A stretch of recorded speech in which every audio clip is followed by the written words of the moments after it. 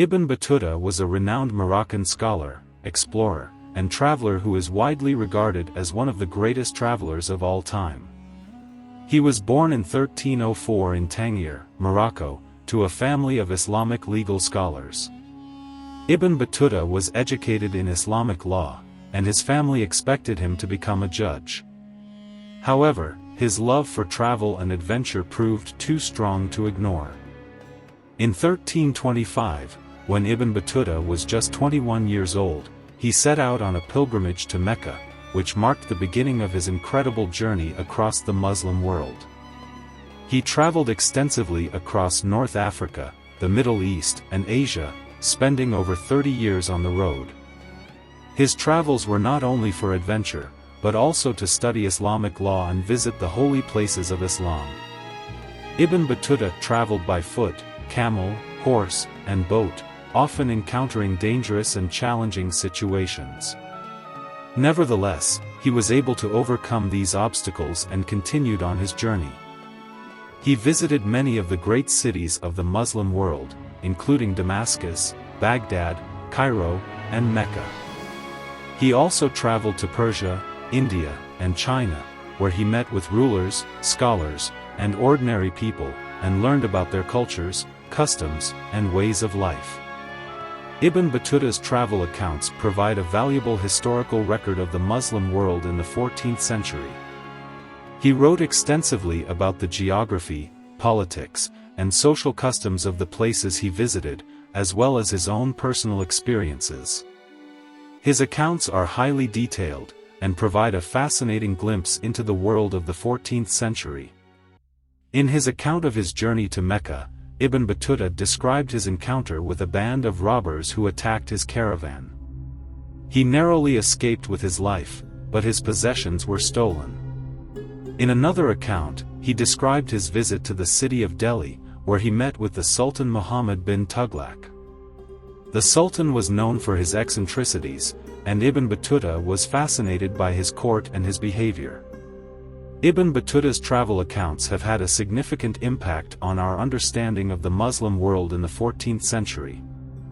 They provide a valuable historical record of the geography, politics, and social customs of the places he visited, as well as his own personal experiences. His accounts are highly regarded by scholars and historians, and have been used to study the history of the Muslim world.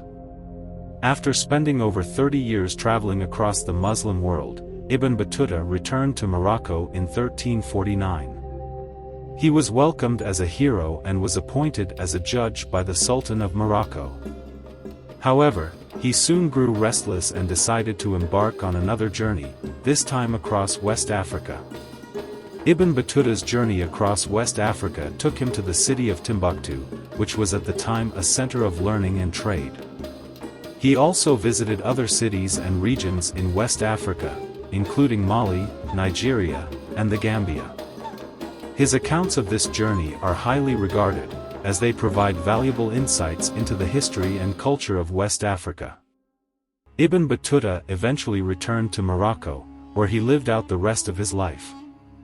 He died in 1368, but his legacy lived on through his travel accounts, which provided a valuable record of the Muslim world in the 14th century. Ibn Battuta's legacy has continued to inspire generations of travelers and explorers. His spirit of adventure and curiosity, as well as his willingness to embrace new cultures and ways of life, continue to inspire people today. His travel accounts have been translated into numerous languages and have been studied by scholars and historians around the world. In recognition of his achievements, Ibn Battuta has been honored in a variety of ways. In Morocco, there is a museum dedicated to his life and travels, and a major airport in Casablanca is named after him. Additionally, many cities in the Muslim world have streets and buildings named after him.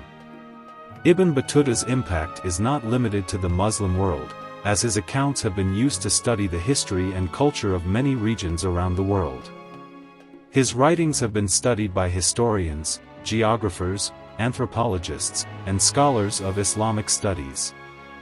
Furthermore, Ibn Battuta's travels have been a source of inspiration for many travelers and explorers throughout history.